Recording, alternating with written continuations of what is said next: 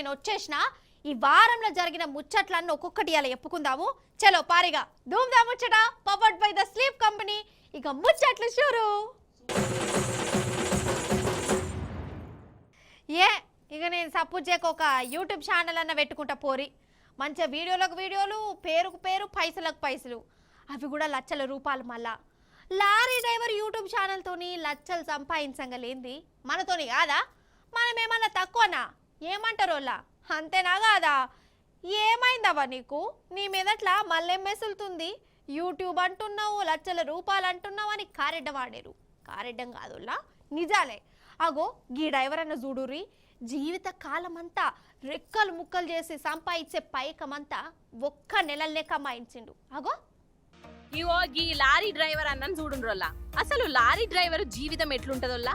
రోజంతా డ్రైవింగ్ చేసుకుంటూనే ఉండాలి, ఊర్లు రాష్ట్రాలు దాటిపోవాలి, నెలలు తరబడి ఇంటికి కూడా రారు కదా. ఇంత కష్టం చేసినా వాళ్ళకచ్చేది 15,000. సరే ఎక్కువలో ఎక్కువ 25,000 వేసుకోరాదు కదా. కానీ ఈ డ్రైవర్ అన్న నెలకు ఎంత కమాయిస్తున్నాడో ఎరికేనా? వేలు కాదు, లక్షలు లక్షలు. 5 లక్షలు, 6 లక్షలు, 7 లక్షలు కూడా వస్తాయి. అరే అవంటనోల్లా. అయితే ఈయన పేరు రాజేష్, జార్ఖండ్ రాష్ట్ర పైనే. 25 ఏండ్ల సంది లారీ తోల్తాండు. నెలకు 20,000 జీతమో ఏమో వస్తున్నదట. ఈయనకు 2 పిల్లలు కూడా ఉన్నారు. 3 ఏండ్ల కిందట యూట్యూబ్ ఛానల్ పెట్టుమని పిల్లలు చెప్పిర్రట. సరే అని పెట్టిండు. ఇక లారీ డ్రైవర్ల బతుకులు ఎట్లుంటాయి? ఇంట్లో యాదికొచ్చినప్పుడు ఏం చేస్తాము, వంట ఎట్లా వండుకుంటాము, కూర బువ్వ ఏడ తింటాము, యాక్సిడెంట్లు అయితే ఎట్లా, ఏ ఊర్లో ఏమేమి గొప్పతనం ఉన్నది, ఇగో ఇవన్నీ చెప్తాడట ఈయన ఛానల్లా. दोस्तों प्याज तो देख सकते हैं भूज ही रहे अभी, और ये हमको ये जगह ही बहुत अच्छा लग रहा है. पूरा पहाड़ी एरिया है, ठंडा ठंडा मौसम है. दोस्तों देख सकते हैं मेरा कुकर चढ़ चुका है. अब जा रहे कुकर बनाने के लिए. జనాలకు కూడా ఈయన చెప్పే తరీక మస్తు నచ్చింది. ఇక 3 ఏండ్లలోనే ఈయనకు యూట్యూబ్ లా 18 లక్షల మంది సైన్యం తయారైంది. అంటే 18 లక్షల మంది సబ్స్క్రైబర్లు అన్నట్టు. ఇట్లా వీడియో పెట్టుడుతోనే అట్లా లక్షలలో పోతుందట. ఇక యూట్యూబ్ ల నుంచి నెల నెల మస్తు ఆమ్దాన్ వస్తున్నది. నెలకు 5 లక్షలు ఎటూ పోవట. ఒక నెల అయితే 10 లక్షలు కూడా వచ్చినాయట.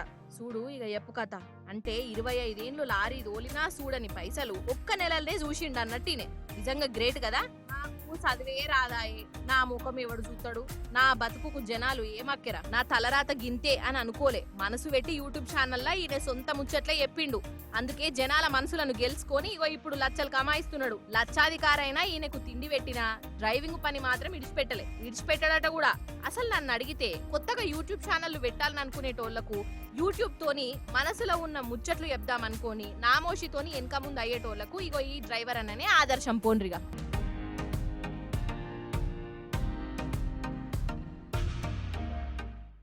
నిజం చెప్తున్నా, బండ్లు స్కూటర్లు నడిపేటోళ్ళ పరిస్థితి ఎట్లుంటదంటే అప్పటిదాకా మంచిగానే నడుస్తుంది. అదేందో జరసేపటికి కిక్కెంత కొట్టినా స్టార్ట్ గానే కాదు.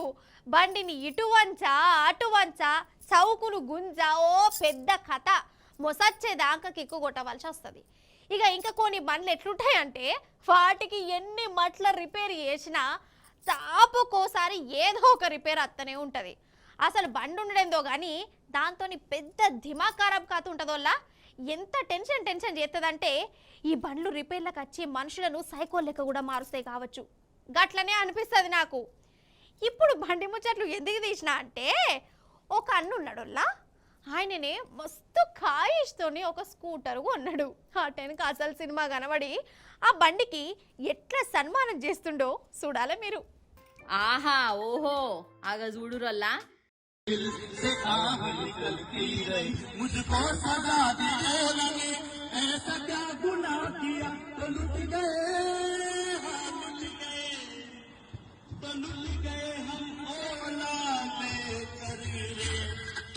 ముచ్చటపడి కొనుక్కున్న ఈ స్కూటరు, అది కూడా ఎలక్ట్రికల్ స్కూటరు.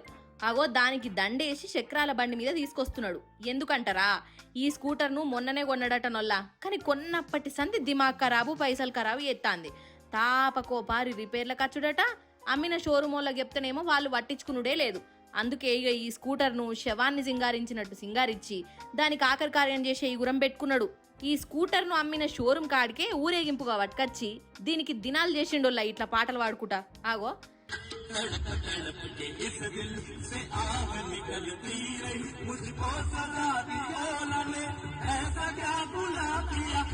అవు కానీ మీ ఇంట్లో ఏం కూరనొల్లా వానకాలం అత్తే ఎక్కువ చేపల కూరనే వండుకుంటారు కదా.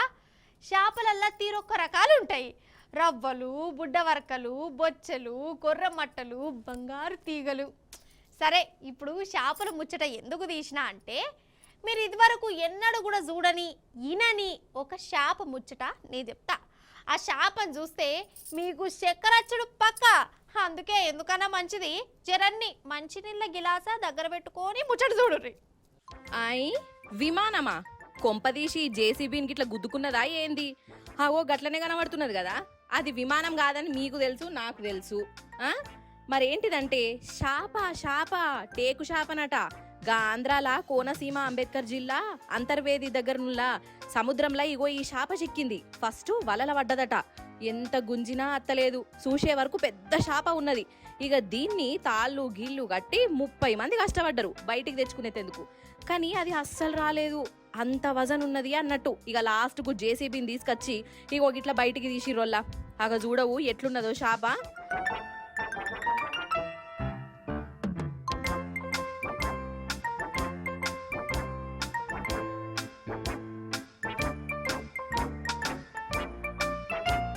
దీన్ని కోసుకొని మంచిగా పులుసు పెట్టుకొని వండుకొని తింటారు కావచ్చు అనుకోగల్లా. దీన్ని వండుకోరట.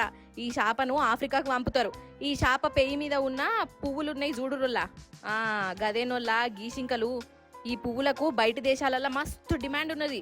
క్రీములు, సెంట్లు, గింట్లల్లా వాడతారట. అందుకే ఆడికి పంపే ఉపాయం చేస్తాండ్రు. అది కథ. అసలు మాయగాళ్ళు, మందిని ముంచేటోళ్ళు, కొంపలు కొలంబస్ చేసేటోళ్ళు, నమ్మిచ్చి నట్టెట్ట ముంచేటోళ్ళు ఎక్కడనో ఉండరోళ్ళా మన చుట్టుముట్టే ఉంటారు. మన ముంగట్నే ఉంటారు. నవ్వుకుంటా మాట్లాడతారు. సత్య హరిశ్చంద్రుడు లెక్క మోకాలు కూడా పెడతారు. ఆఖరి కత్తే అసలు కేసరి తీసుకొస్తారు. ఎట్లంటారా? ఇగో గిట్లా. అవునోల్లా, దొంగలు, లంగలు, లఫూట్గాళ్ళు ఏడనో ఉండరు, మన ముంగట్నే ఉంటారు. కాకపోతే మునిగినాకనే వాళ్ళను ఏర్పాటు చేస్తాం. అంతెందుకు ఇగో ఈ పెట్రోల్ బంక్ కాడ చూడండి కథ ఎట్లున్నదో. పాపం ఈ అక్క పొట్ట తిప్పల కోసం పెట్రోల్ బంకులో పనిచేస్తున్నది కదా. ఆమె బిజీ ఆమెది. అయితే అటుకెళ్ళి డబ్బాల అంగోడు ఉన్నాడు, కనబడుతున్నాడు కదా. వాని దిక్కే నజరేయాలి మీరు. అయితే వాడు ఈ అక్కను ఫోన్ అడిగిండోల్లా. అర్జెంటు ఇంటికి ఫోన్ చేసుకుంటాను. పాపం ఆమె ఇచ్చింది. వాడు తీసుకున్నాడు. ఫోన్ కొట్టినట్టుగా వేసిండు. ఆగా చూడుండ్రిగా ఆడికేలి మెల్లగా ఎట్లా జారుకుంటున్నాడో. కథం ఫోన్ పట్టుకొని ఆడికేలి మాయమైపోయిండోల్లా. పాపం ఇక ఈ అక్కనేమో గిరాకీకి పెట్రోల్ పోసుకుంటూనే ఉంటున్నది. ఇక ఇవన్నీ ఏడ నజరెత్తది. ఆమె పని ఆమెకేనాయే. మంచి చేయబోతే లాస్ అయిపోయింది అక్క. అసలు ఇసోంటి బట్టెవాజిగాలు చేయబట్టి ఎదుటోళ్లకు సాయం చేయబుద్ధి అవుతుందా? ఇసోంటి దివానాగాలు చేయబట్టే సాయం చేసినందుకు కూడా వెనక ముందు అవుతున్నారు కదా.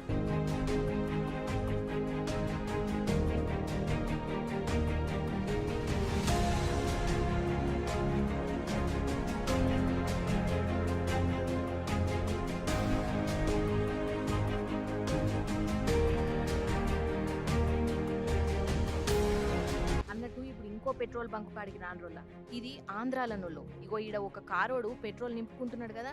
పెట్రోల్ పోసుడు అయిపోయింది. ఇక ఈ వర్కర్ ఏమో పైపును అటుకెళ్ళి పెడతాండు. కానీ అంతల్నే ఇగో ఈ కథ అయింది. అద్మానంకున వాడేద్దు పెట్రోల్ పైసలు ఇయ్యకుండా ఎట్లా వారిపోయిండో చూడు. లక్షల రూపాయల కారు నడుపుకుంటా పెట్రోల్ కు పైసల కాడ చూడోల్లా ఎంత కక్కుర్తి పడ్డాడో. పాపం ఈ వర్కర్ కు ఏమన్నా ఇంటికాడ షెట్టుకు గాతున్నాయి ఆ పైసలు. ఈయన ఎట్లా మోసం చేయబుద్దయిందో ఆ కారోని. చూసిన రానోళ్ళ ఈ దివానాగాళ్ళు ఎట్లా మోపైండ్రో.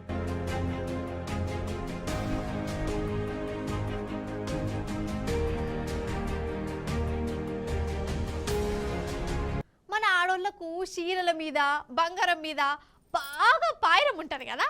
అసలు నన్ను అడిగితే బంగారం లేనిది దావతులకు కూడా బోనేమోరోల్లా. ఇక ఆడ కూడా బంగారం ముచ్చట్లే నడుస్తాయి.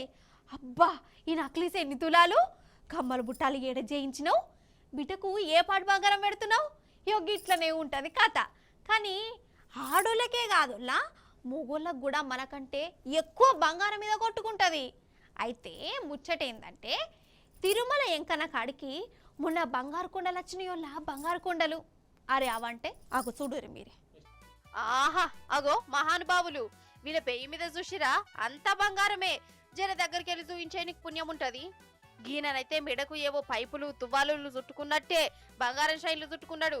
చేతులకు బంగారు షైన్లు, 10 ఏళ్లకు 10 ఉంగరాలు. వామ్మో, యోగి అక్కని చూడురి ఇంకా కులుకుంటారు కావచ్చు. ఎక్క కట్టిన చీర కంచిపట్టు చీరను బనారసు అనుకోగల బంగారు చీర కట్టింది మేడం గారు. గొలుసులు వడ్డానం కమ్మలు బుట్టాలు దిమ్మలు అన్ని బంగారు పియే.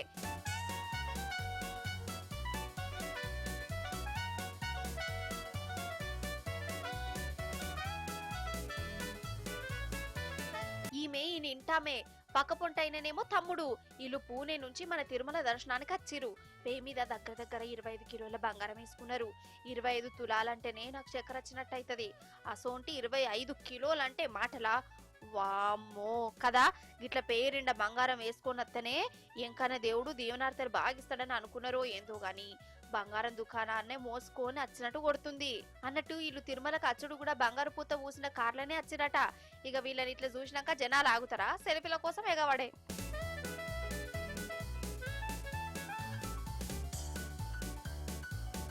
అంతా బరబరే గాని చిన్నపాటి షైన్లు కనబడితేనే దొంగలకు చేతులు మూల పెట్టినట్టు అనిపిస్తది. మరి వీళ్ళు గింతగాన బంగారంతోని బజార్లో తిరుగుతుంటే దొంగల భయం లేదా? దొంగల డ్యూటీ ఎక్కరా? ఇలా పానం ఏం కావాలని అనిపించచ్చు. వీళ్ళను కావాలి కాసేదందుకే 15 మంది ఉన్నారట చుట్టుముట్టు సెక్యూరిటీగా. ఇక చెప్పురి కథ. కానీ నడుమిట్లో ఉన్న మనిషిని చూస్తుంటే నాకు కన్ఫ్యూజ్ అనిపించేది. ఏంటంటే పేరిండ గంతగానే బంగారం పెట్టుకున్నారు. మరి కళ్ళద్దాలు ఏం పాపం చేసే? అవిటిని చూస్తుంటే మన కోటిల్లో డిమార్టుల్లో 99 రూపాయలకు 1+1 ఆఫర్లో దొరికే కళ్ళద్దాలు లెక్కనే కొడుతున్నాయి కదా. ఏమంటావు బంగారం సారు? అగ్ని జమదగ్ని అగ్గి పెట్టుందా? అగ్నిపర్వతం కిష్ట డైలాగు మస్తు చెప్తాడు కదా. అయితే అగ్గిపుల్ల చూసేదందుకు గింతే ఉంటుంది, దాని మందు కూడా పితకంతే ఉంటుంది. కానీ ఆ అగ్గిపుల్లతోని కొంప కొలంబస్ కూడా అవుతుంది కదా. ఇప్పుడు అగ్గిపుల్లలు కాకర పుల్లలు ఎందుకు తీసినా అంటారా? ఎందుకో చెప్తా కానీ ఒక పెద్దన్న అగ్గిపుల్లతోని బీడి ముట్టించుకొని ఎంత ఆగం చేసిండో చూడురి. ఇగో ఈడ చూడు రోల్లా, గీననే గా పెద్దన్న మంచిగా బిందాసుగా నిలబడి చేతులు వెనుకకు ముడుచుకొని ఏమో ఆలోచనలో ఉన్నాడు కదా. ఇక ఇంకో దిక్కేమో ముంగట తెల్ల స్కూటర్ ఉన్నది, దాన్ని ఒక అన్న తీసుకుపోతాడు ఆయనదే. ఇక ఇటేమో ఈ మహానుభావుడు రజనీకాంత్ వల్ల నోట్లే బీడీ పెట్టుకొని జాతీయ అంతర్జాతీయ సమస్యల మీద ఆలోచిస్తున్నాడు కావచ్చు. అగో అగ్గి పుల్ల ముట్టించిండు కదా, పుల్ల కింద పడేసిండు, కథమిగా.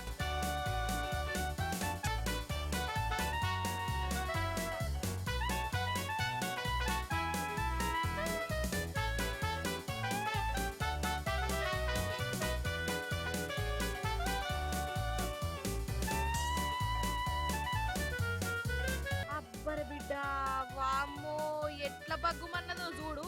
ఆడ మనిషి ఉన్నా బండ్లున్నా మాడి మషి అయిపోవు. ఇంకా నయము వీళ్ళు తప్పించుకున్నారు.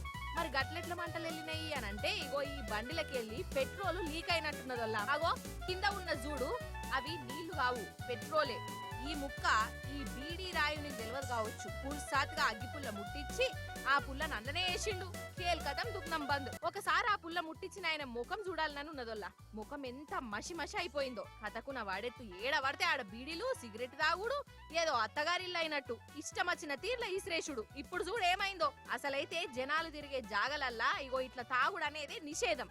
తాగొద్దు కదా, పోలీసోళ్ళు పట్టుకుంటారు కూడా. అయినా ఇగో ఇట్లా పొగరాయిల్లు పర్ఫార్మెన్స్లు చూయిస్తూనే ఉన్నారు. అన్నట్టు ఇది మన ఆంధ్రాలో ఉన్న అనంతపురం కాడ అయిందోల్లా. ఇక్కడైన కథకు ఈ ఆంధ్ర రజనీకాంత్ జన్మల అగ్గిపుల్ల ముట్టిగానే ముట్టిగాడు కావచ్చు. అయితే మన ఇండ్లల్లా పంపులో ట్యాంకిలో లీక్ అయితే ఏం చేస్తామోల్లా? పలమను పిలిపించుకొని రిపేర్ చేయిస్తాం కదా. ఇగో ఇప్పుడు మొగల మీద కూడా ఒక ప్లంబర్ను పంపియాలనా ఏంది అనిపిస్తుందోల్లా. మబ్బులు లీక్ అయినట్టు కొడుతుంది. ప్లంబర్ పోయి మబ్బులకు రిపేర్ చేస్తాడేమో అడగాలి. నీ చిన్న మీదనేమన్నా చితికిపోయిందా ఏంది?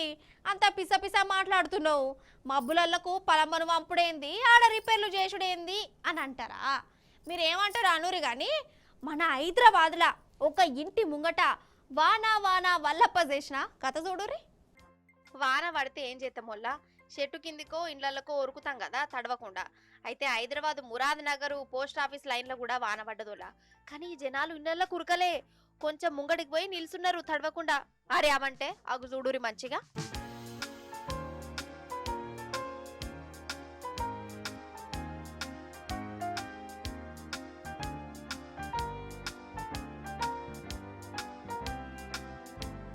చూసిరా వీళ్ళ ఇంటి ముంగటనే సెపరేట్గా పడుతుంది వాన. అటు పడతలేదు ఇటు పడతలేదు, గీంత జాగాలనే పడుతుంది. ఇక ఇట్లా ఒకలింటి ముంగట్నే వాన పడుతుంటే జనాలేమో దడవకుండా కొంచెం అటే జరిగిర్రు. ఓష్ నీదేం కథరో, ఏదో ట్యాంకర్ లీక్ అయినట్టు మబ్బులు గిట్ల చిన్నగా లీక్ అయిందా, లేకుంటే వర్షం సినిమాల కదా హీరోయిన్ ఏ వర్షం మా దిక్కు పడవా అని మొక్కినట్టు ఈ ఇల్లు గల్లోలే మా ఇంటి ముంగట్నే వాన కురవాలని గట్టిగా మొక్కిరా. గిట్లనే నా మీదకి వచ్చింది. అయితే ఇదట క్లౌడ్ బరస్ట్ అట, క్లౌడ్ బరస్టు. ఈ క్లౌడ్ బరస్టు అటు హిమాలయ పర్వతాలున్న దిక్కస్తాయి కదా, మొన్న ఆగమాగం చేయలే గా క్లౌడ్ బరస్టు మురదాబాదులున్న వీళ్ళ ఇంటి ముంగట అయిందట. అందుకే ఈ 6 అడుగుల వాన అన్నట్టు. ఇక ఈ వానను చూసి ఆడున్నొక తెలివి మంతుడు పలంబను వటకత్తే ఎట్లుంటదని ఆలోచన కూడా చేసిండట. ఏమో పటూరి, రాను ఇంకెన్ని చిత్ర విచిత్రాలు వింతలు విడ్డూరాలు చూడవలసి వస్తుందో ఏం పాడొప్పో అన్నట్టు. ఇప్పుడు మనం ఒక ఊరికి పోదాం పారోలా, అర్జెంటుగా పోవాలి. ఎందుకంటారా, ఒక దొంగని చూయించాలి మీకు. అయినా మన ముచ్చట్లల్లా రోజు కాకుండా దినం తప్పి దినమన్నా దొంగలత్తరు, కళా పోషణలు చూయించి పోతారు కదా. గట్లనే ఇయ్యాల కూడా ఒక దొంగోడు వచ్చిండు. కానీ వానికి ట్రైనింగ్ మంచిగా ఇయ్యలేదో, లేకుంటే పొద్దుగాలు లేచి అద్దంలో వాని ముఖం వాడే చూసుకున్నాడో నాకు తెలియదు. కానీ ఎట్లా బోల్త పడ్డాడో చూడాలి మీరు. అగో దొంగోడు వచ్చిండు, చూసేరి మరి. డైరెక్ట్ ముచ్చట్లకే పోదాం ఇక. ఇగో ఈడ ఒకడు బండి పెట్టి వస్తుండు కదా, ఈడే దొంగోడు. ఈడ ఒక దుకాణం ఉన్నది, ఇంట్లో ఒక అక్క ఉంటది. ఈ అక్కను బెదరగొట్టి దోసుకపోదామని వీని ప్లాను. పెద్ద ప్లానింగే కదా. మరేమైందంటే,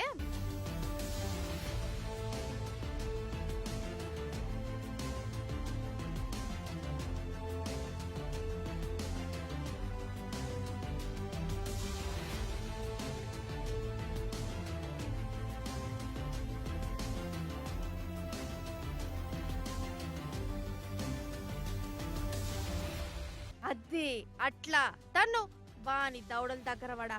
ఆడోళ్ళు దుకాణంలుంటే ఉత్తగా బెదరగొట్టచ్చాననుకున్నాడు. కానీ ఈ అక్క గట్ల బెదిరిపోయే రకం కాదాయే, గజ గజ వణికిచ్చే రకం. ఎదురు తిరిగింది, గెదుముడే గెదుముడు, గెదుముడే గెదుముడు. అగో ఆడికెళ్ళి ఇంకో అని తోడైండు. ఇద్దరు కలిసి ఆ దొంగను ఉరికించుకుంటూ సాగతోళ్ళిరోల్లా. నిజంగా ఈ అక్కనైతే తారీఫ్ చేయవలసిందే పోరి. కత్తి చూయిస్తే గజ్జుమంటాం. అసోంటిది ఈమె ఎదురు తిరిగి వాన్నే ముప్పు తిప్పలు పెట్టి 3 షేర్ల నీళ్ళు దాగిచ్చి మరీ గెదిమిందంటే గ్రేటే కదా. సూపర్ అనూరి మరి.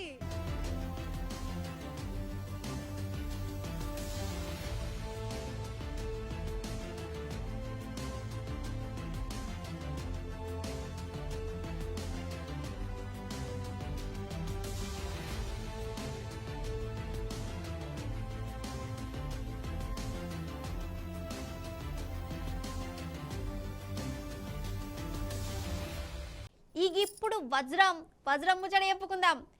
ఎంతైనా బంగారం తర్వాత వజ్రాల మీదనే మస్తు పాయనం ఉంటది కదా నొల్లా. ఇంతింత వజ్రపు ఉంగరం పెట్టుకుంటేనే తోపులు తురుములు ఉన్నోళ్ళ లెక్క చూస్తారు. అసోంటిదొల్లా దునియాల్నే అన్నిటికంటే పెద్ద వజ్రం మీ చేతులకు అత్తే ఏం చేస్తారు? అవోళ్ళ పెద్దదంటే పెద్ద వజ్రం ఒక జాగలో దొరికింది. నేను చూసుడుతోనే నాకు కళ్ళు తిరిగినట్టయింది. మీరు కూడా చూసి కళ్ళు తిప్పుకోరే. ఆగో ఈ సూటు బూటు మనిషి చేతిలో పట్టుకొని పరీక్ష పెట్టి చూసుకుంటా మరి మురిసి ముప్పందం అయిపోతున్నాడు కదా. ఇదేనుల్లో పెద్ద వజ్రం దొరికిన ఈ వజ్రాన్ని పట్టుకొని మస్తుల సంబరపడతాండు. దొరుకుడంటే మనకు కదా అప్పుడప్పుడు రోడ్ల మీద చిల్లర పైసలు దొరికినట్టు దొరకలే, వజ్రము బాయిల్నే దొరికింది అన్నట్టు. ఈ సంబరపడేటైన కూడా ఎవరో కాదోల్లా ఒక దేశానికే ప్రెసిడెంటు. What?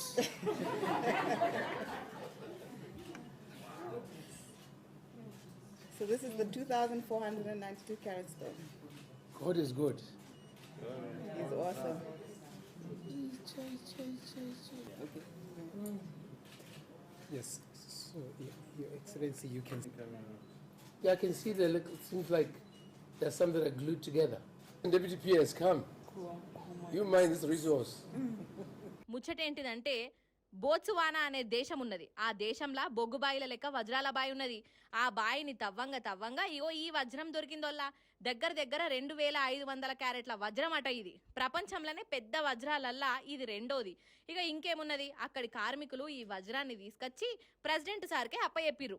ఇక ఆయన దాన్ని చూసుకుంటా ఒక మురిసి ముప్పందం అయిందా, గెలిచినాం మనం సాధించినాం, ఇక మనం మస్తు సౌండ్ పాటోళ్ళం అని అనుకుంటుండు. Yeah, I can see the look. It seems like there's some that are glued together. And Deputy PS, come. You mind this resource. సరే రెండో పెద్ద వజ్రం అంటున్నారు, మరి ఫస్ట్ పెద్ద వజ్రం ఏది? అదెంత పెద్దగా ఉంటది అని అంటారా? 1905వ సంవత్సరంలో దునియాలనే పెద్ద వజ్రం దొరికిందోల్లా, అది 3000 క్యారెట్లట. మళ్ళా 100 ఏండ్లకు ఇగో ఈ వజ్రం దొరికింది.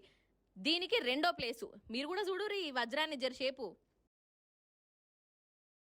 ఎగ్గివ్వలా గ్యాటి ధూమ్దా ముచ్చట్లు మంచిగున్నాయి కదా, మంచిగా చెప్పినా కదా. ఇక మళ్ళీ వచ్చినప్పుడు ఇంకిన్ని ముచ్చట్లు పట్టుకొని వస్తా. అప్పటిదాకా చూస్తూనే ఉండండి T News. Tata, bye bye, నమస్తే.